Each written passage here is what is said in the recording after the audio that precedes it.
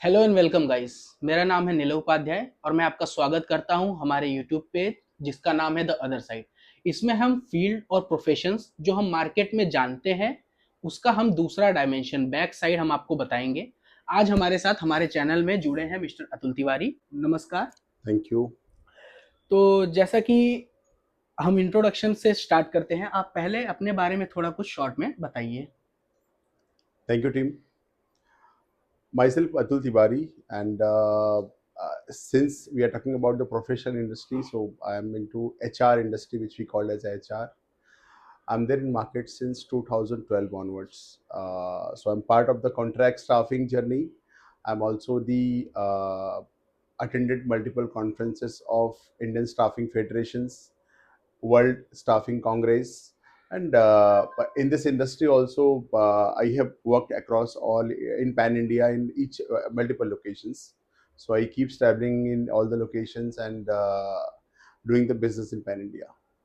Right now I'm part of the Bajworks team. I worked as a general manager, sales and key account management head. So I takes care of my pan India team. So your journey started as HR. So how do you shifted into marketing and sales field? It was very interesting. So I started my career with InnoSource as a field recruiter. I don't know how many audience is aware about the field recruiter, but from the field recruiter, I have shifted to the portal hiring mandates and all. Then I become a team leader. When I joined company called Genius Consultants Limited, I got 4 promotion in the same company. Okay. So from the senior recruiter to team leader to assistant manager to divisional head level, and it was a good exposure over there. I was once my mentor was Mr. Aniruddha Bhattacharya at that time. He's the national head of Genius Consultants as of now as well. Okay. And then means after this Genius journey, I have shifted myself. Means see, I keep boring. Means अगर मैं एक काम को बहुत बार करता हूँ तो फिर मैं बहुत जल्दी इसको बोर हो जाता हूँ और मुझे ऐसा लगता है कि यार कुछ तो चेंजेस चाहिए। तो रिक्रूटमेंट के अंदर मैं जिस लेवल तक पहुंच चुका था डिविजनल हेड लेवल तक। ओके। और उस टाइम पे कैसा होता है कि डिविजनल हेड का अगर आप डिविजनल हेड लेवल पे हो और आपकी एज मुझे ठीक से याद तो नहीं है बट उस समय शायद से मैं कुछ 26-27 ईयर्स का था। तो 27 साल में अगर आप डिविजनल हेड लेवल पे पहुंच जाते हो तो फिर आपके पास उस एरिया में मतलब वो जो सेगमेंट हो गया रिक्रूटमेंट में डिविजनल हेड का उसके आपके पास स्कोप कम बचता है, क्योंकि उसके ऊपर की पोजीशन देने के लिए या तो आपके पास एज और नंबर ऑफ इयर्स एक्सपीरियंस या तो फिर आप कोई बड़े बी स्कूल से कुछ किया हो आपने, वो हो सकता है पॉसिबल। अब बात आती है कि फिर मैंने क्या सोचा, फिर मुझे कुछ चैलेंजिंग रोल चाहिए होता है। मतलब मेरा इंटरेस्ट है कुछ चैलेंजिंग मुझे मिले। से रिक्रूटमेंट करते करते ही मैंने बहुत सारे क्लाइंट्स को मतलब जो ही मैंने पिच करना स्टार्ट किया अपने सेम कंपनी को जीनियस को, और उसके बाद मेरी डिस्कशन हो गई थी मेरे डायरेक्टर उस समय के managing director of Genius Consultants mister RP Yadav से। तो उनका कंफर्मेशन था कि yes Atul, because he don't want to lose the current scenario of recruitment part जो उनका डिवीजन है हमारा, और इसके लिए वो सेल्स डिवीजन में मुझे एक्सप्लोर करना नहीं चाहते थे। और इसके बाद फिर मुझे unfortunately I left Genius and I join the startup company. So suddenly from the divisional level से मैंने सीधा एग्जीक्यूटिव बन गया कंपनी में आके, and there I joined as a business development executive. That was for Asan Jobs. It was a startup company and they have got funded from the IDG venture.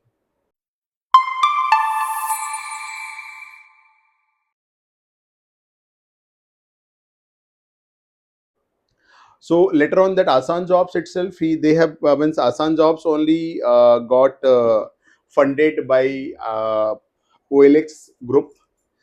तो यहाँ से जर्नी स्टार्ट होती है OLX group की, और मेरी sales की journey जो शुरू हुई वो आसान जॉब से हुई है। तो that was the reason which you ask why I have shifted my career from the recruitment to sales because of challenging role.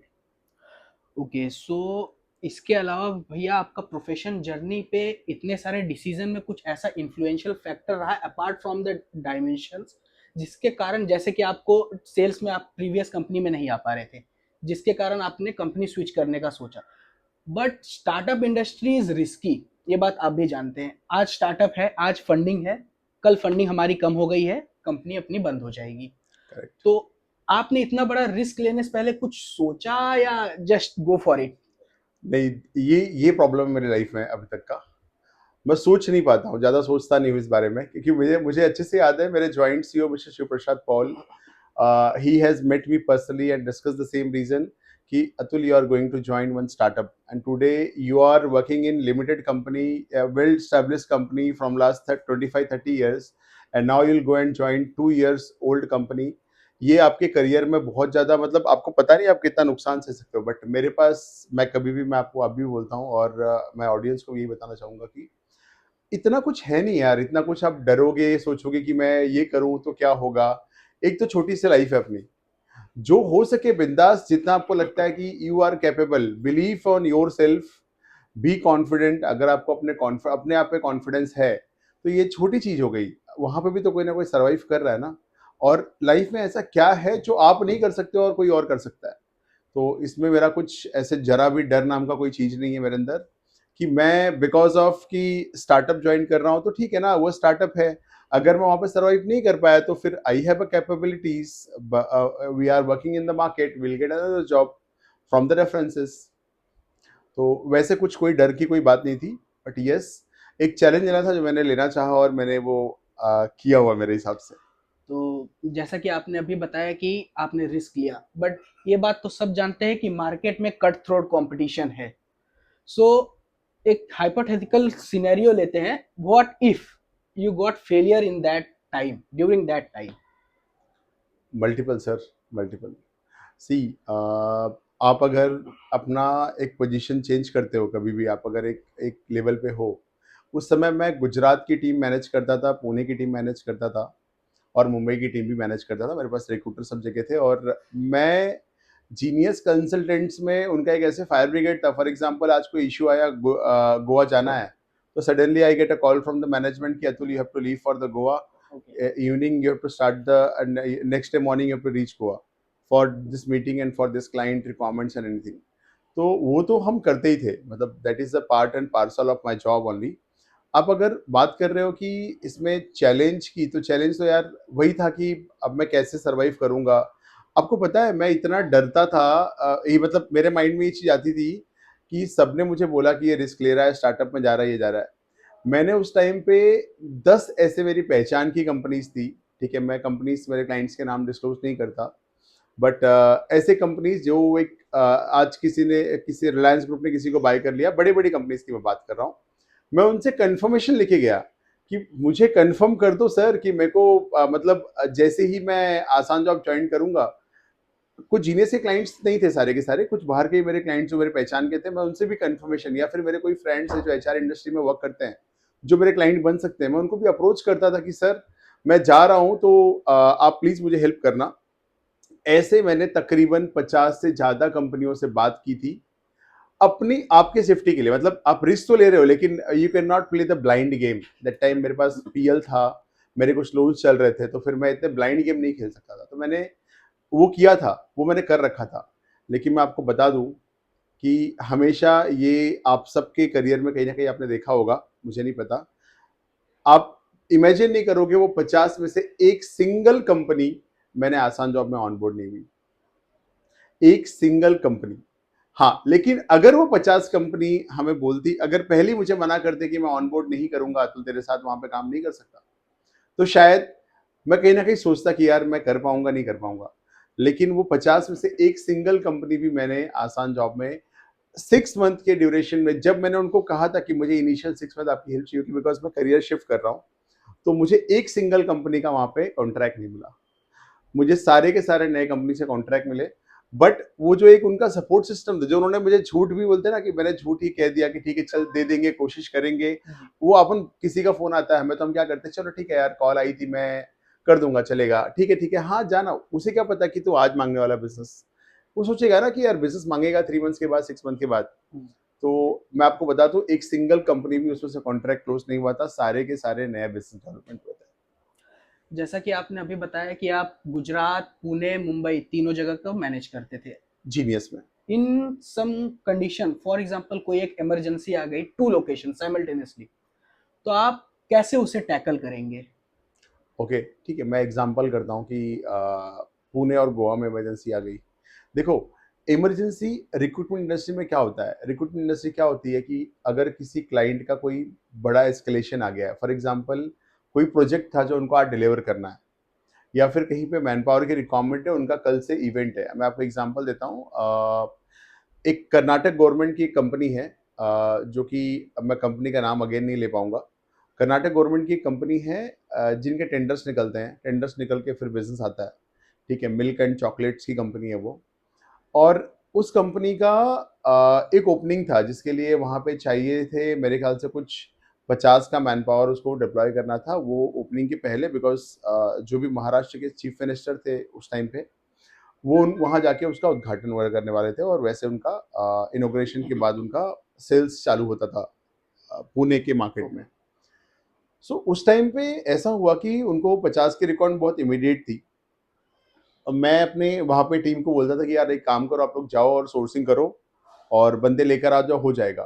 वो बोलते थे कि ठीक है सर, मैं जा रहा हूँ, कोई मिल नहीं रहा है, कोई मिल नहीं रहा है।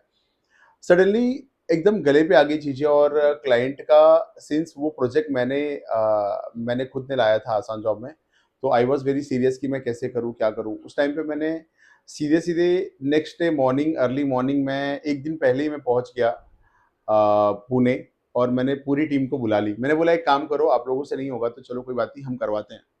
कल मुझे सब लोग पुणे में मिलो, कल मैं पुणे आ रहा हूँ। तो मैं ठीक है सर, मैं कल 9:30 10 ओ क्लॉक मिलता हूँ। नहीं, 9:30 10 ओ क्लॉक नहीं मिलना है, आपको मॉर्निंग 4:30 को मिलना है मुझे पुणे स्टेशन के बाहर। तो दे आर लाइक कि मॉर्निंग 4:30 कैसे? और मैं एक दिन पहले ही मैं पुणे जाके मैं मेरे फ्रेंड के घर रुक चुका था, मैं रात में वहीं सोया था, और मॉर्निंग 4:30 5 ओ क्लॉक मैंने सबको बुला लिया। और उस टाइम पे आपको पता है, जितने मिल्क वाले जो बिजनेस होता है ना मिल्क का, उसमें मेजरली जो बल्क ट्रेडिंग भी करते हैं, वो सारे के सारे मॉर्निंग में ही उनका काम खत्म हो जाता है उतने टाइम में। जो सारे के सारे मिल्क बेचने वाले बच्चे हैं, जो साइकिल से करते हैं, ये करते हैं, उनको अगर मैं किसी कंपनी में जॉब दूंगा, जो कि गवर्नमेंट कंपनी या कॉन्ट्रैक्ट जॉब है, जहाँ पे उनको पीएफ ईएसआईसी प्रोवाइड करूंगा, जहाँ पे उनको सैलरी प्रोवाइड करूंगा, उनके सारे बेनिफिट्स होंगे, स्टैच्यूटरी बेनिफिट्स होंगे, एज पर द कंप्लायंसेस होगा, ऑफर लेटर होगा। उस टाइम पे वो easily, because he is already getting 10,000 12,000, and which I will going to pay him, that will be as per the minimum wages of Maharashtra state. And but obviously it's because he has some experience, I can take him in semi skilled. So there is three category in HR industry, if you guys are aware, means if you wanted to know in detail. So that is, first is unskilled means जिसका भी कोई भी skill नहीं है, second is semi skilled, and third is skilled. So ये सारे बच्चों को हम लोग सेमी स्किल्ड में लेकर, उनको मैंने एक अच्छी सैलरी मिल गई, उनको पीएफसीसी मिल गया। और आप बिलीव नहीं करोगे, उस दिन हमारे कुछ 12-15 लोगों से मुलाकात हुई थी, एंड वो 12-15 लोगों को लेकर, मतलब हम चार, दो जन बाइक से और मैं एक के पीछे, मतलब ऐसे चार रिक्रूटर घूम रहे थे पुणे के। पुणे में ही हमने 12-15 लोगों से कनेक्ट किया, सबके नंबर्स मिले, सबको इंटरव्यूज के लिए बुला लिया उसी दिन। और उनके रेफरेंस से नेक्स्ट डे हम 60 बच्चों का, मतलब 50 की रिक्वायरमेंट थी, और हमने 10 सीवी बफर में रख लिया कि अगर ये लेफ्ट कर गए तो उनको होल्ड पे रख के छोड़ दिया हमने। So that was the, as per your question, तो that was the one challenge which I have able to solve. Okay, और नेक्स्ट है कि जैसा कि आपने बताया 27 ईयर्स की एज में हायर पोजीशन पे पहुंच गए थे, तो क्या कभी आपको ऐसा फील नहीं हुआ कि मेरे यंग एज के कारण, या मैं अभी काफ़ी यंग हूँ इस हायर पोजीशन के लिए, कभी ऐसा आपको लगा कि सामने वाला पर्सन मुझे सीरियसली ना ले रहा हो, या ऐसा कभी आपको सेटबैक फील हुआ है इस मामले में? देखो, ऐसे बहुत तो नहीं, बट कभी कभी ऐसा होता है कि अगर आपके कलीग्स वगैरह आपके एज में ज़्यादा हो और उनको एक्सपोजर ना मिला हो, तो थोड़ा सा वो कहीं ना कहीं होता है। बट यस, मेरा पर्सनालिटी के हिसाब से, मतलब मेरा जो कनेक्ट था लोगों में, क्योंकि अगर मेरा कोई जूनियर भी है और पोजीशन में, बट वो मेरे से एज में सीनियर है, तो मैं जिस रिस्पेक्ट से, because see everybody is doing his own duty, and सबका डिग्निटी होता है, हर एक काम की रिस्पेक्ट होती है। तो कभी ऐसे मेरे लिए तो नहीं हुआ, लेकिन यस, अगर मैं बोलूँ थोड़ा सा कुछ ना कुछ सबके माइंड में तो ये चीज़ आती है कि अब ये मुझे बताया कैसे करना है एंड ऑल, वो तो थोड़ा चीज़ें होती है। सो जैसा कि आपने एचआर फील्ड से सेल्स फील्ड में आपने स्विच किया, तो अगर आप दोनों फील्ड को कंपेयर करेंगे, तो आपको दोनों फील्ड में से better field as a growth opportunity, financial and professional, in both ways कौन सा लगता है? आप क्या प्रेफर करते हैं? यार ये तो बड़े ऑब्वियसली है कि जहाँ पे रिस्क ज़्यादा होता है, चीज़ें वहीं पे ज़्यादा, सारे एक्सपोजर ज़्यादा वहीं पे होते हैं। तो चाहे आप सैलरी की बात करो, चाहे आप ग्रोथ की बात करो, या फिर मोटिवेशन काम की बात करो, या काम के प्रेशर की बात करो, आपको जहाँ पे ज़्यादा रिस्क होगा वहीं पे वो सब चीज़ें ज़्यादा होंगी। ये ऑटोमेटिक है। अगर आप एक अकाउंट्स की प्रोफाइल ले लो, या फिर कोई बैक, मैं कोई अकाउंट्स और टैक्सेशन की प्रोफाइल को छोटा प्रोफाइल में बता रहा हूँ, बट बता रहा हूँ कि मतलब अब जहाँ पे आपको फिक्स जॉब है, कुछ जितना एक वर्क दिया गया कि यार ये से वर्क फिनिश करना डेटा एंट्री ऑपरेटर के अंदर, तो वो वर्क तो बट ऑब्वियसली बात है, वहाँ पे आपकी जॉब पे कोई रिस्क नहीं है, वहाँ पे आपको कोई टारगेट ऐसा नहीं है जो अचीव नहीं हो सकता। सेल्स में क्या है ना कि अगर आप आज 100 लोगों को भी कनेक्ट करते हो ना, आपको 100 लोगों में से पॉसिबल है कि 10 लोग मीटिंग के लिए बुला दे, और पॉसिबल ये भी है कि एक भी ना बुलाए। और you never know, out of 100 कोई एक क्लाइंट आपका पूरा साल का टारगेट खत्म कर दे। और यू नेवर नो, आपके वैसे 1000 क्लाइंट्स आपके पूरे मंथ के टारगेट भी पहुंच ना पाए साल एंड होने तक। तो कुछ भी एक्सपेक्टेड नहीं होता, कुछ भी कोई वो हम क्या बोलते हैं, पहले से कुछ पथ, ओनली टारगेट डिसाइड होता है हर कंपनी में, लेकिन रिजल्ट कभी कोई डिसाइड नहीं कर सकता कि अगर मैं इतने आवर काम करता हूँ तो उसका ये रिजल्ट आएगा। सेल्स में ये पॉसिबिलिटीज कभी नहीं हो सकती, specially the kind of business I am in, B2B sales, business to business sales, where we are taking a contract for a contract staffing, so that will be little bit more difficult as compared to other business का sales। सी contract staffing में क्या होता है ना कि आप यहाँ पे मैन पावर, मतलब जो ऑलरेडी उनके कॉन्ट्रैक्ट पे हैं, ऐसे 1000 लोगों को अगर आप शिफ्ट कर रहे हो किसी और के पेरोल पे, तो सबसे पहले आपको उस कंपनी के पूरे मैनेजमेंट को कन्विंस करने की जरूरत है। एंड आफ्टर दैट आपको उन बंदों को भी कन्विंस करना पड़ेगा कि believe us, you will be in comfortable, you will get all the benefits when your company will move us to an our payroll. बहुत बार ये होता है कि यार वो जो कैंडिडेट्स हैं जो हमारे पेरोल पे शिफ्ट हो रहे हैं वो निगेटिव हो जाते हैं। क्यों निगेटिव होता है कि अरे बाबर कंपनी हमारा कॉन्ट्रैक्ट चेंज कर रही है। फिर उसमें ये होता है कि अगर ऐसा पॉसिबिलिटीज, ऐसी चीजें, सिचुएशन भी आई, तो हम उसे कैसे टैकल करते हैं। एक कंपनी है जिसमें मैंने मेरे करियर में ही मीन्स मेरा अभी 13 ईयर्स एक्सपीरियंस हो गया इस इंडस्ट्री में, 2012 ऑनवर्ड्स।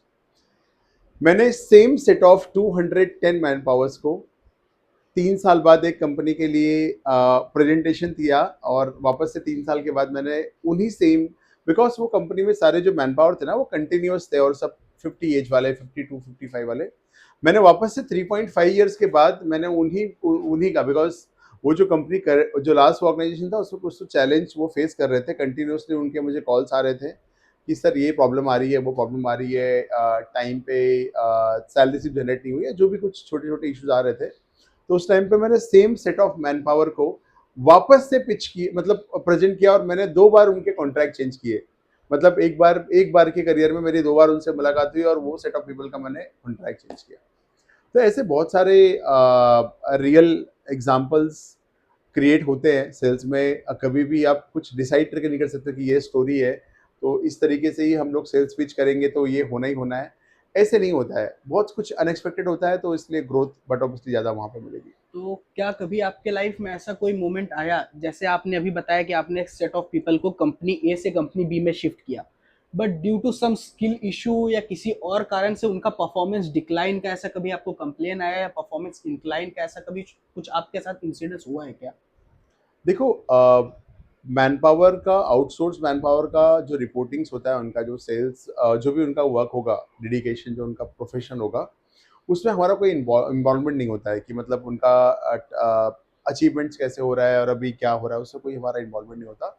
बट यस, उनको जो सर्विसेज मिलती है, because we are a HR services company, right. तो जो HR के रिलेटेड जो सर्विसेज मिलती है वो उनको नए कंपनी में आने के बाद अगर कोई चैलेंज आता तो मैं शायद वो ऑनबोर्डिंग ही नहीं करता। तो मेरा मेन था कि मैं उस करंट लास्ट ऑर्गेनाइजेशन से ही मैंने उनको शिफ्ट इसलिए किया because they were facing challenge there. Okay. तो कभी-कभी आप जैसे कोई न्यू हायर कर रहे हैं, अब क्योंकि वो फ्रेशर है, आपके पास उसके बारे में ज़्यादा आइडिया या ज़्यादा इन्फॉर्मेशन नहीं है। तो क्या कभी ऐसा हुआ कि आपने किसी को हायर किया और वो आपके लिए डिज़ास्टरस मोमेंट होके आया हो? बहुत बार, बहुत बार, मतलब ये एग्जांपल्स तो मैं आपको कैसे बताऊं कि अब मुझे याद करना पड़ेगा हमारे रिक्रूटमेंट के डेज। सो बहुत बार ऐसे हुआ है कि मैंने एक कैंडिडेट का एग्जांपल देता हूँ, उसका एयरटेल में सीआरओ के लिए इंटरव्यूज़ करवाए थे हमने। और वो बंदा मतलब सीआरओ के इंटरव्यूज़ में उसने इंटरव्यूज़ तो दे दिया, ठीक है, लेकिन क्लाइंट ने उसको रिजेक्ट कर दिया। और अब वो बंदा इस समय एयरटेल में मेरे ख्याल से कुछ इनका जोनल पोजीशन होता है, ओके। वो अभी वो टेक केयर कर रहा है। और मुझे अच्छे से याद है कि मैंने उस बंदे को रिजेक्शन में रखा हुआ था। उसने मुझे बहुत रिक्वेस्ट करी शाम को, means interview has started around 12 PM. 12 PM के बाद वो इंटरव्यू मतलब करते करते करते करते एक बहुत ही सीनियर सर है, मैं उनका नाम ले लेता हूँ, मतलब मैं उनकी बहुत रिस्पेक्ट करता हूँ, mister Mandar Nakhare. I think he spend more than 20 years in Bharti Airtel. And Malad में इंटरव्यू चल रहे थे, तकरीबन 12 बजे इंटरव्यू स्टार्ट हुआ। और स्टार्टिंग के 4-5 बच्चों में मैंने उसका इंटरव्यू करवाया था। उस दिन हमने ऑलमोस्ट 100+ इंटरव्यूज लिए थे ओके। सीआरओज के। यस, वो बंदे का रिजेक्शन हो गया था, लेकिन मैंने फिर से उसको ट्राई करवाया कि यार चलो we will try again to him around 5 o'clock और something, we will take some, we will again, I have asked him to wait, आप थोड़ा सा वेट कर लो, मैं वापस से आपका इंटरव्यू मैं देखता हूँ, मैं ट्राई करता हूँ। मैंने सर को वापस बोला और मैंने उसके लिए ट्राई की, और उसका सिलेक्शन फिर से हुआ। और आज वो बंदा एक अच्छे लेवल पे भारतीय एयरटेल में काम कर रहा है। और अभी वो पूरा का पूरा जो महाराष्ट्र का एक चैनल होता है उसमें किसी पोजीशन पे है। रिसेंटली तो मेरी बात हुई थी उससे जो 6 मंथ पहले। बट मुझे अच्छा लगा कि उस दिन अगर मैं वापस से एफर्ट नहीं डालता और मिस्टर मंदार नखरे अगर वो कंसिडर नहीं करते, तो शायद वो बंदे का करियर आज वहाँ नहीं होता। अरे करियर से याद आया, मैं एक स्टोरी बताता हूँ आप लोगों को यहाँ पे। ठीक है, मैं और मेरा कज़न भाई है, तो वी आर फ्रेंड्स, और हमारा मतलब भाई से ज़्यादा हम फ्रेंड्स भी अच्छे हैं। मैं उसका नाम बताता हूँ आप लोग को, आलोक तिवारी। तो मैं और आलोक कैसे है ना कि हम साथ में सब कुछ करते थे। तो फिर what we used to do, हमारे ऐसे कुछ कोई बड़े भाई वगैरह इंडस्ट्री में नहीं थे कि जहाँ पे हमें जल्दी से कुछ कहीं रेफरेंस जॉब मिल जाए वगैरह। तो मैं और आलोक 10 रिज्यूमे का प्रिंट आउट्स निकालते थे और सडनली ऐसे ही कहीं पे भी इंटरव्यू जाते थे, जस्ट फॉर लर्निंग पर्पस कि क्या होता है मार्केट में, देखते हैं कैलाश कॉम्प्लेक्स में। तो कैलाश कॉम्प्लेक्स में एक जगह है इस तरफ, वहाँ पे वेंचुरा कैपिटल का ऑफिस था और उसके जस्ट अपोजिट में ग्लोबल इनोवेशंस का ऑफिस था। हम लोगों की फाइट ऐसी कि वो मुझे बोलता है कि पहले मेरे साथ आप चलो वेंचुरा में, तुम वेंचुरा में चलो पहले मेरे साथ, वहाँ पे इंटरव्यू देंगे फिर हम यहाँ जाएंगे। मैंने उसे बोला कि यार नहीं, पहले हम इनोवसोर्स में जाएंगे। ग्लोबल इनोवसोर्स पहले उसका नाम था, पहले जीटेल रूपी कंपनी थी ग्लोबल इनोवसोर्स। और आप पहले यहाँ चलो, उसके बाद हम वहाँ साथ में जाएंगे। मतलब ये दोनों के फाइट होने के चक्कर में 13 years ago, exact 13 years ago, हम दोनों ने अलग अलग चूज किया। और मैं इंटरव्यू के लिए गया ग्लोबल इनोवसोर्स में, and he went to Ventura Capital, and now we both are in the same career path. I takes care of, as a general manager, I'm working in Bajwaks and spent this 13 years in this industry. And he's also into sales, and he takes care of, I think I'm not able to remember his current company, but he worked for HDFC and multiple other companies. Right now, he are very good into share market and this capital market. And he's also some in a good position like senior manager or GM. Means आप सोचो कि अगर 5 minute के सोच के difference में हो सकता था कि वो भी एचआर इंडस्ट्री में करियर करता, या हो सकता है मैं भी वहाँ करता। ठीक है, जहाँ जैसे सिलेक्शन होता था वहाँ पे आदमी डिसाइड कर लेता था, क्योंकि उस टाइम पे कोई रोड मैप फिक्स नहीं था कि हमें क्या करना है क्या नहीं करना है। तो ऐसे बहुत सारी चीज़ें होती है लाइफ में, उसको एंजॉय करना चाहिए। जैसा कि आपने अभी बताया कि आप जीएम हैं, सो आप अपने टीम का कंटिन्यूअस लर्निंग के लिए कैसे मोटिवेट करते हैं? ओके, देखो अभी हमेशा ना, मतलब एक इंसान का जो माइंड होता है उसको हमेशा कुछ ना कुछ चीज़ें अलग तरीके से करने पे उसको इंटरेस्ट आता है। मैंने अगर आपको सेम वर्क बोला ना कि आप जाओ, आज फील्ड पे चले जाना, आज आपको इतने क्लाइंट से मिलना है, आपको ये करना है। अगर मैंने आपको सेम रोल्स एंड रिस्पॉन्सिबिलिटी किसी को भी दे दी ना, सेम सेट ऑफ चीज़ों से लोग बोर हो जाते हैं, ऐसा मेरा पर्सनल मानना है। तो मेरा टीम हैंडलिंग का और टीम को अपने गाइडेंस करने का तरीका थोड़ा अलग होता है। मैं उनको कभी-कभी कुछ चीज़ों को सेम रिपीट उल्टा करने के लिए बोल देता हूँ। मतलब आप अगर एक प्लेस पे हो अभी, आप सडनली किसी और क्लाइंट को कॉल कर लो और बोलो कि सर मैं यहाँ पर आया था तो आपसे मिलना चाहता हूँ 2 मिनट। आपकी मीटिंग हो गई वो भी। क्योंकि हम जिस बिजनेस में हैं, अगर मैंने आपको जस्ट यही बताया कि अगर हमने 100 मीटिंग्स कर ली तो एक भी कन्वर्ट नहीं होना पॉसिबल है। और अगर एक मीटिंग उस 100 में से किसी का भी एक कॉल बैक आ जाए, आपका पूरा काम सेट हो सकता है। तो इसके लिए सिर्फ टीम का मेरा गाइडेंस जो रहता है वो ये रहता है कि आप डिफरेंट डिफरेंट अप्रोच करो। फॉर एग्जांपल सोर्सिंग के, मतलब हम तो मार्केट में जा रहे हैं, मार्केट में जाके सेल्स कर रहे हैं, तो अप्रोच कभी भी चेंज होता रहेगा कंटिन्यूअसली। कौन से बिजनेस में कौन कौन से प्रोडक्ट लाइन में अप्रोच करना है वो हमेशा बदलते रहता है, लेकिन चेंजेस ही ज़्यादा मोटिवेट करती है सेल्स को। सेम चीज़ को अगर मैं उनको रिपीट करने बोलता हूँ कि वापस से सेम कॉल करो, वापस से सेम मैसेज करो, वही फॉरवर्ड फॉलो करो, तो दे गेट बोर्ड। तो क्या आपके टीम में कभी बाय चांस ऐसा कोई हार्ड टू टैकल एम्प्लॉय आ गया हो जिसको ना तो आप निकाल पा रहे हैं, ना तो आप किसी तरीके से उसको हैंडल कर पा रहे हैं, आप जो काम उसको बोलते हैं वो करता तो है बट स्लोथ की स्पीड से, तो ऐसा आपका परफॉर्मेंस पे आप कैसे उसको रिव्यू देते हैं फिर?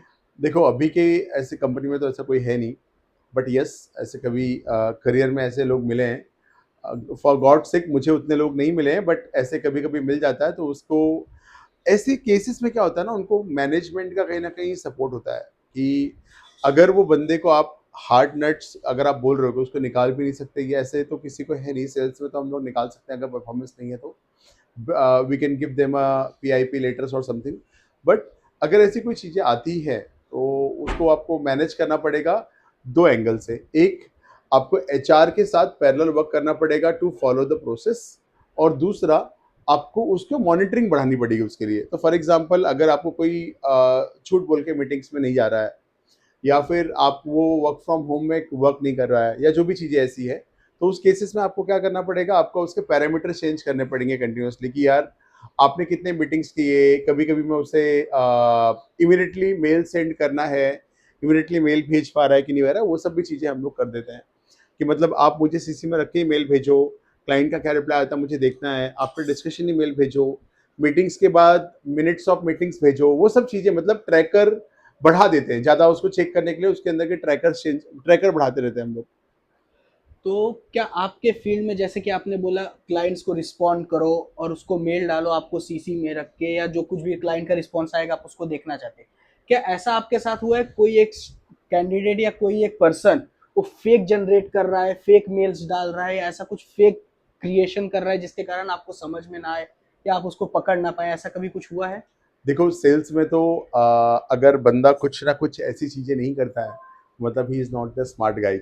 तो सेल्स में तो ये सब थोड़ा बहुत होना पॉसिबल है, बट कुछ कुछ चीज़ें ऐसी होती है ना, इग्नोरेबल होती है कि ठीक है यार, ये अगर उसने किसी को चाय कॉफ़ी पीकर भी आ गया तो फिर भी उसको उसने मिनट्स ऑफ मीटिंग डाल दी कि ठीक है चलो मेरी मीटिंग्स हो गई अच्छी वगैरह, that's okay with us, that is not the challenge. लेकिन अगर कुछ ऐसे होता है जहाँ पे मेरी कुछ इम्पैक्ट होती है, फॉर एग्जांपल मेरी उस क्लाइंट में किसी मैनेजमेंट से डिस्कशन चल रही है, और वो मेरे सेल्स का कलीग वो जाकर उससे बात करके आ रहा है या फिर उससे बात नहीं करके आ रहा है, फिर भी उसने कुछ रॉन्ग कम्युनिकेशन दे दिया कि मेरा ये प्रपोजल पर डिस्कशन हो गया एंड ऑल, तो कभी कभी वो मेरे लिए, मतलब बाकी लोगों के लिए भी वो डिफिकल्ट होता है, तो उस केस में मैं उसको सीरियसली लेता हूँ। अदरवाइज ये इग्नोरेबल है, थोड़ी बहुत चीज़ें सेल्स में ये सब पॉसिबल होती है। सो नेक्स्ट क्वेश्चन मैं आपसे जो पूछना चाहूंगा, जैसे आप किसी को एक कैंडिडेट को हायर कर रहे हैं हम्म। और हायरिंग करते समय आपने उस कैंडिडेट का प्रीवियस सैलरी स्ट्रक्चर देखा जो कि उसने मॉडिफाई कर दिया हो या फेक डाल दिया हो, तो आप उस सिचुएशन में कैसे टैकल करेंगे?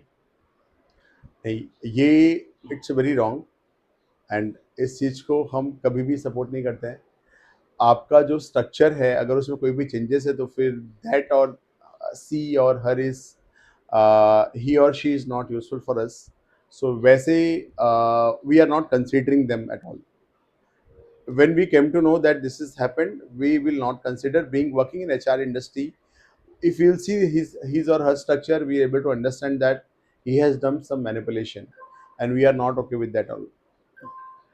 क्योंकि मार्केट आजकल बहुत ज़्यादा कंपटीशन वाला है, आपने किसी एक को हायर किया और सेम आपका पूरा रिसोर्स लगा, सेम कैंडिडेट अगर बाय चांस आपके पास ना आके किसी और कंपनी या किसी और ऑर्गेनाइजेशन को ज्वाइन कर दिया, आपने जो उसके ऊपर रिसोर्स एंड टाइम वेस्ट किया उस समय आपको कैसा फील होता है, ये थोड़ा बताइएगा।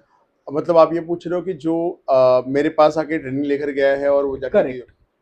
देखो ये तो बहुत ज़्यादा इम्पोर्टेंट चीज़ है कि अगर आपने किसी को सिखाया है और ट्रेन किया है तो वो आपको छोड़ के ना जाए। हर एक को ऐसे चाहिए होता है।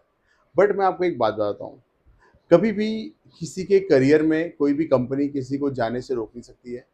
आपको प्रॉब्लम तो होगी, डेफिनेटली होगी, बिकॉज आपने उसका करियर बनाया है, आपने उसको लर्निंग दी है वगैरह, बट ये सब पार्ट एंड पार्सल है, आप कभी डिसाइड करके नहीं चल सकते हो। हाँ, अगर आपको अपने टीम को अपने साथ बनाए रखना है तो फिर आपको उसके साथ में उसके ग्रोथ का पूरा ध्यान रखना पड़ेगा, उसके सीखते रहने का कंटिन्यूस। आपको यहाँ पे इससे मैं लेके आता हूँ कि एम्प्लॉयज जॉब क्यों छोड़ते हैं। बहुत लोग बोलेंगे सिर्फ सैलरी रीजन की वजह से। बहुत सारे लोगों का, अगर मैं आपसे भी क्वेश्चन करता हूँ तो ऑलमोस्ट लोगों का आंसर होगा कि सैलरी एक रीजन है जहां से एम्प्लॉय जॉब छोड़ता है।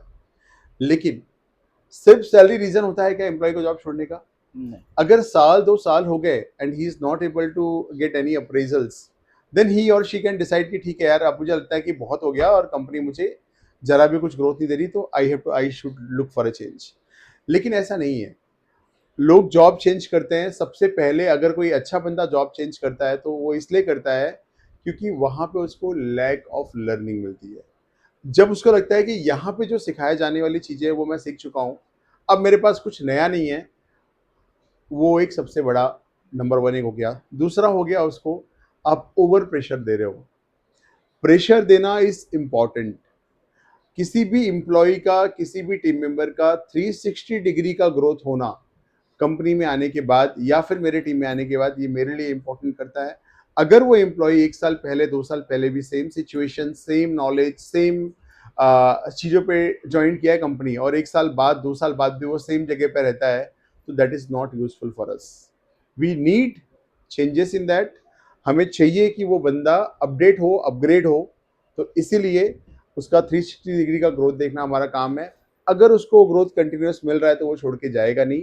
और अगर कोई जा रहा है तो मुझे चाहे कितनी भी तकलीफ हो, मुझे बुरा लगे, मैं उसको स्टॉप नहीं कर सकता हूँ, because this is the process. And if anybody is in contract also, आप देखोगे बहुत सारी आईटी कंपनीज इन बिटवीन करती थी कि 2 साल का कॉन्ट्रैक्ट करना होगा आपको, 3 साल का बॉन्ड साइन करना होगा, 1 ईयर का करना होगा। ऐसे नहीं होता है। अगर वो बंदा बॉन्ड साइन कर भी ले सेल्स के अंदर और वो आराम से बैठ के सैलरी ले रहा है, परफॉर्म ही ना करे, कर ही ना पाए, तो इससे मैं कोई ब्रेक कर सकता हूँ? मैं उसका बॉन्ड साइन लेके क्या करूंगा? 3 साल तक वो बैठा रहेगा तो इसीलिए सेल्स में ये सब अप्लीकेबल नहीं होता है। सेल्स का एक ही काम होता है कि आपको जो भी बंदे मिलेंगे आप उनको हमेशा मोटिवेट रखो, आप उन्हें हमेशा इन्वॉल्व रखो, इंगेज रखो, और उनकी कंटिन्यूस लर्निंग होनी चाहिए, उनका जॉब चैलेंजिंग होना चाहिए। अगर वो चैलेंज एंजॉय करते हैं तो बाकी जिसको जाना है वो जाएगा, कोई रोक नहीं सकता। एचआर पॉलिसीज सिर्फ और सिर्फ एज पर कंप्लायंसेस होती है, जहाँ पे उनके जो भी डॉक्यूमेंट्स वगैरह हैं उसमें अगर वो बंदा एब्सकॉन्ड करता है तो वो हम स्टॉप कर सकते हैं। अदरवाइज किसी का करियर भी खराब करना, ऐसा अपना कोई इंटेंशन होना भी नहीं चाहिए। मेरा नेक्स्ट क्वेश्चन ये है कि जैसा एक जनरल आइडियोलॉजी है, sales and market field is majorly male dominated, so आप कैसे इंश्योर करते हैं कि male and female both candidates को इक्वल अपॉर्चुनिटी इस फील्ड में मिले? देखो, बहुत इंटरेस्टिंग सवाल पूछा है आपने। ठीक है, मुझे तो ऐसा लगता है आपने बोला मेल डोमिनेटिंग है, but that male dominating is only and only for the hard core field job. अगर मैं आपको सॉफ्ट की बात करूं, सॉफ्ट स्किल्स यूज करके जो सेल्स होती है, for example through telephonic, through email and through E meetings and all, and through physical meetings also, schedule meetings and all, तो कोई डोमिनेटिंग नहीं है। मैंने मेरी टीम में काफ़ी गर्ल्स काम करके जा चुकी हैं और अभी मेरी टीम में 50% का इक्वेशन है, बॉयज़ एंड गर्ल्स का, मेल एंड फीमेल का। And I am talking about not only for Mumbai and Maharashtra, talking about for pan India. So ऐसे बिल्कुल भी नहीं है कि सेल्स इंडस्ट्री में, स्पेशली फॉर B2B सेल्स, हाँ B2C में आप कंपेरिजन देखोगे, मतलब 25 है तो वो 75 मेल है एंड 25 फीमेल का इक्वेशन है। बट आज भी ये चेंज हो रहा है, डायमेंशन ये चेंज हो रहा है, कंटिन्यूसली चेंज हो रहा है। मैं आपको बता दूं कि आज HR इंडस्ट्री में स्पेशली फीमेल्स की डिमांड ज़्यादा है। आप अगर HR में सारे ही के सारे जो करियर्स देखोगे ना, जितने भी HR में एम्प्लॉय इंगेजमेंट हो जाए या फिर बाकी के जितने भी प्रोफाइल्स हैं, उससे आप मैक्सिमम फीमेल को देखोगे। मतलब मैं बोलूँ आपको, equation is now changed, it's now 60% females and 40% male in HR industry. For sales B2C में ये है जहाँ पे ज़्यादा, because it's a hard core field job, तो वहाँ पे थोड़ा सा ऐसे है कि जो B2 बिकॉज अभी अगर मैं आपको इन डिटेल चैलेंज की बात करूँ ना, तो कभी कभी फील्ड पे वॉशरूम्स नहीं होते हैं, ठीक है, तो फीमेल एम्प्लॉयज कम कंफर्टेबल होती हैं हर जगह ट्रैवल करने के लिए, ये सब काफ़ी सारे अगर मैं डिटेल में जाऊंगा तो फिर बहुत सारे ऐसी चीज़ आती है, बट मैं इन शॉर्ट बता रहा हूँ आपको, तो ये सब कुछ चीज़ें हैं जहाँ पे B2C का जो फील्ड है, अब आप पकड़ लो फार्मा इंडस्ट्री का पकड़ लो, या फिर ये ऑर्डर्स लेने के लिए रिटेल चैन मॉडर्न ट्रेड का पकड़ लो आप, तो इसमें थोड़ा सा है। बाकी अगर आप रिटेल्स का बात करो या चाहे कोई भी जो इंडोर सेल्स की बात करो, तो इसमें कोई ऐसा डायमेंशन नहीं है, उल्टा डायमेंशन 50-50 इक्वेशन का ही है। सो जहाँ पे मेल एंड फीमेल दोनों कैंडिडेट्स इक्वल अपॉर्चुनिटी पाए हैं, वहाँ पे 0.1% निगेटिव माइंडसेट वाले मेल्स या फीमेल होते हैं। सो क्या आपके पास कभी पॉश रिलेटेड कोई केस आया है, और अगर आया है तो आपने उसको कैसे टैकल किया है? नहीं, यू आर वेरी राइट, अगर अगर कुछ ना कुछ तो मतलब 1% लोग तो वैसे होते ही हैं। देखो, पॉश के लिए हमारे पास भी अपने कंपनी के भी लॉ एंड प्रोसीजर हैं, और उसके बाद हमारे मतलब as per the compliances also we have to follow some guidelines, and we have made a POSH committee for that. POSH committee का रूल्स ये है कि उसमें एक सीनियर बंदा कंपनी का मेल और एक फीमेल एम्प्लॉय होनी चाहिए, और दूसरे एक जूनियर एम्प्लॉय भी होनी चाहिए, और दूसरे एक एक्सटर्नल किसी एनजीओ के मेंबर्स भी होने चाहिए। तो ऐसे करके 5 लोगों का मिनिमम पॉश कमेटी जो बनता है हमारा। पॉश कमेटी के अंदर अगर कोई केस आती है, तो वो केस पॉश कमेटी के 3 लेयर पे उसको सुना जाता है, और बिल्कुल फेयर डिसीजन, मतलब किसी के साइड का नहीं। बिकॉज सी, आप जितना सोच रहे हो ना कि मतलब पॉश के केसेस से फीमेल्स की वजह से होते हैं या मेल्स की वजह से, ऐसा कुछ नहीं है। किसी की वजह से भी हो सकते हैं बहुत से केसेस, और हर कंपनी, जो भी कंपनी स्टैब्लिश है, अब जिस कंपनी में मैं वर्क करता हूँ, मेरे से हमारे से कंपनीज पॉशी कमेटी है, और पॉशी कमेटी प्रॉपर उस केस को सुन के डिटेल में जितना इंफॉर्मेशन कलेक्ट कर सकती है डिसीजन लेते हैं। If required after that we use to go for a police complaint as well.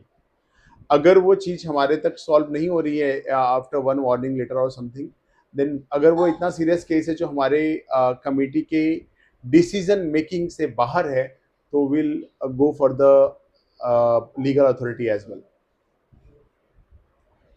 POSH तो हो गया। अब मेरा नेक्स्ट क्वेश्चन ऐसा है कि ये आइडियल या बहुत सारी जगहों पे होता है, कोई एक आइडिया है, किसी एक जूनियर ने या कोई अंडर परफॉर्मेंस एम्प्लॉय ने कोई एक आइडिया लाया, और ये बात सब जानते हैं कि वो आइडिया का कई बार क्रेडिट उसका मैनेजर ले जाता है। तो क्या आपके सामने ऐसा कोई सिचुएशन आया कि जिसमें आपको पता हो कि ये आइडिया किसी और का है, बट सारा काम किसी और का है, बट क्रेडिट कोई ऐसा आदमी लेके जा रहा है जो उसके लिए डिजर्विंग ना हो? तो आप क्या करते हैं ऐसी सिचुएशन में? देखो, ये तो बहुत बार होता है, मतलब ये चीज़ मैंने अपने करियर में नोटिस करी हुई है। बट मैं आपको एक बात बोलता हूँ, आइडिया लाना और एग्जीक्यूशन करना, आज आइडिया सबके पास है। मैं अगर सिर्फ इसकी आइडिया की बात नहीं कर रहा हूँ, दुनिया भर के बिजनेस आइडियाज़ की बात कर रहा हूँ। आप इस आइडिया की जो बात कर रहे हो, आप यही कर रहे हो ना कि फॉर एग्जांपल, अगर आज मेरी एक एफएमसीजी कंपनी है या मेरा कोई प्रोडक्ट है, तो फिर मैं कोई नया लॉन्चिंग करने के लिए कुछ फॉर्मूला फ्लेवर्ड मिक्सर के कुछ नया लॉन्च करने के करेक्ट। लिए, अगर आप ऐसे आइडियाज़ की बात कर रहे हो, या फिर कोई मार्केटिंग स्ट्रेटेजी की आइडिया की बात कर रहे हो, तो देखो, आइडियाज़ आप लेकर आए तो डेफिनेटली आपको वो आइडिया शेयर किसको करना है? अपने मैनेजर को करना है। अगर उससे कोई मॉनेटरी बेनिफिट्स मिल रहा है सिर्फ और सिर्फ वो आइडिया की वजह से, ये क्योंकि क्वेश्चन बहुत जेनरिक हो गया। अगर उस प्रॉपर उसी चीज की वजह से कोई मॉनेटरी बेनिफिट मिल रहा है, तो डेफिनेटली वो उस एम्प्लॉय को जाना चाहिए, और वो उस मैनेजर का बिहेवियर होना चाहिए। देखो, अगर आपकी टीम परफॉर्म करती है ना, तो कहीं ना कहीं ये आपका ही बड़ा नाम है। आपको ये सोचना पड़ेगा कि अगर आप मैनेजर कैसे बनते हो। आप सडनली कोई बोलता है, यार मैं यहाँ पे लीडर कैसे हूँ, आप लीडर कैसे बनते हो? लीडरशिप का पहला रूल ही वही है कि जब बाकी लोग आपको एज ए लीडर देखने लगे, ऑटोमेटिक बिना कोई डेजिग्नेशन बताए लोग लीडर बन जाते हैं। तो वो लीडर, मैन मैनेजमेंट एक कॉन्सेप्ट है एमबीए में, man management, how to manage the man is very important.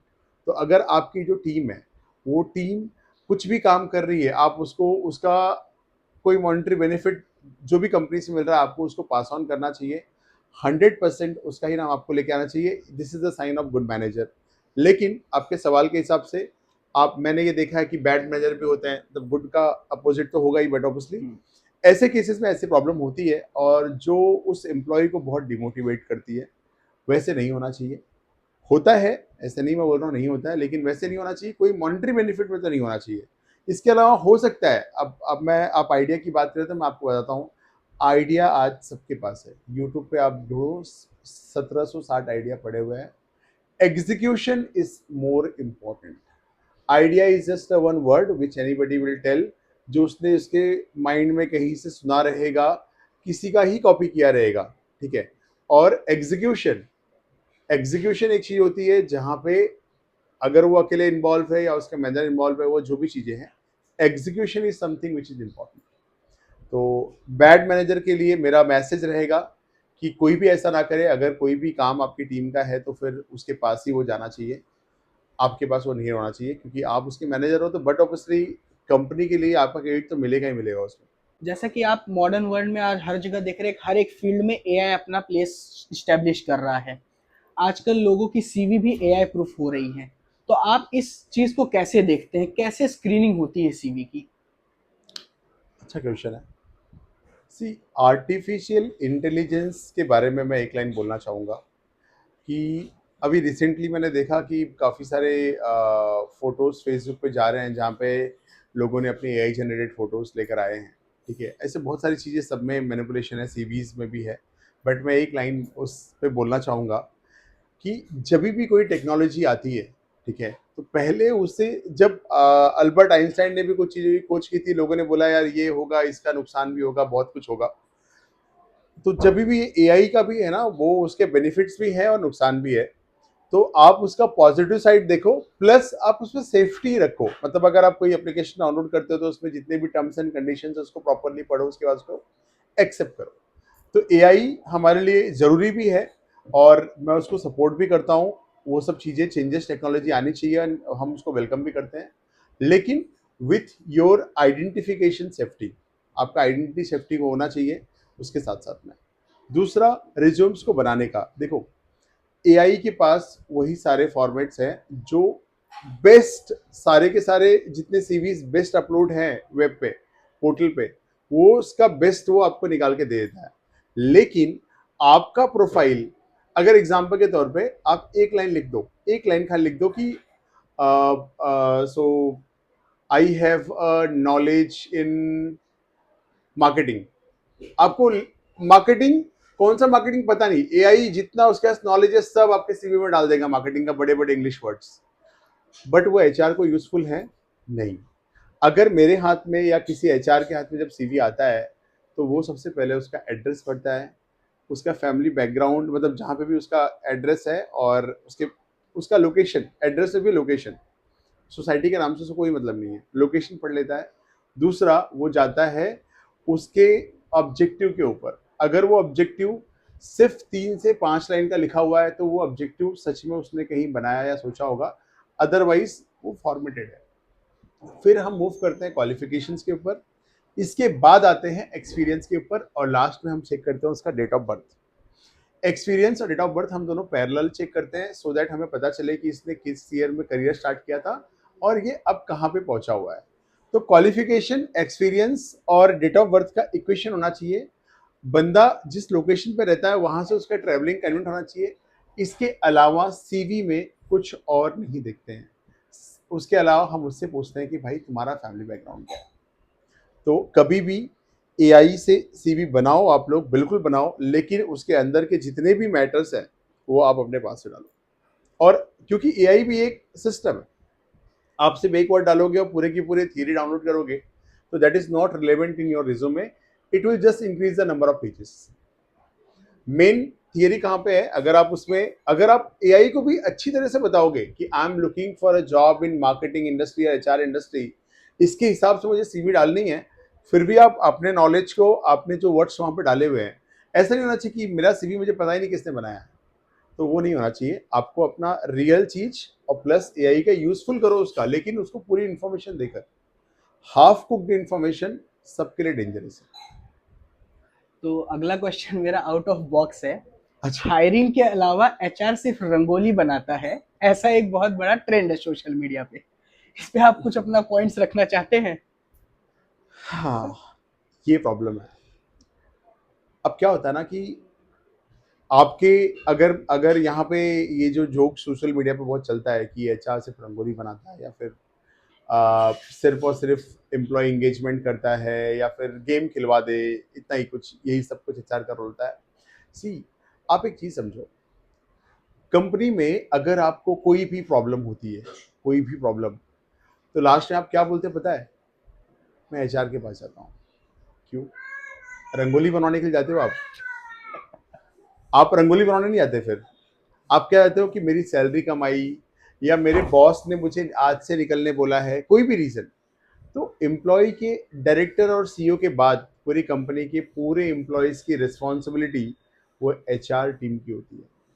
तो एचआर टीम का रोल आपके कंपनी में वेलकम से लेके आपका ऑनबोर्डिंग, आपका ऑफर लेटर, आपके पेमेंट स्लिप्स, आपकी पूरे मंथ का जर्नी, आपके हॉलीडेज, आपके ऑल द बेनिफिट्स, सारे फंक्शंस, टिल आपके एग्जिट फॉर्मेलिटीज तक, कंपनी से निकलने के बाद आप एचआर को ही कांटेक्ट करते हो वापस से कि मेरा लिविंग लेटर भी दे देना मैडम। Yes sir. तो इसलिए एचआर का जॉब बहुत इंपॉर्टेंट है। रंगोली बनाना ये एम्प्लॉय एंगेजमेंट का एक पार्ट हो सकता है, लेकिन उनका ये काम नहीं है। वीडियो का अंत करते करते क्या आप कोई एक एडवाइस देना चाहेंगे हमारे व्यूअर्स को? आपने जो क्वेश्चंस मुझे पूछे उसके हिसाब से ही मैं अपने साइड से एक लाइन ऐड करना चाहूँगा यहाँ पे।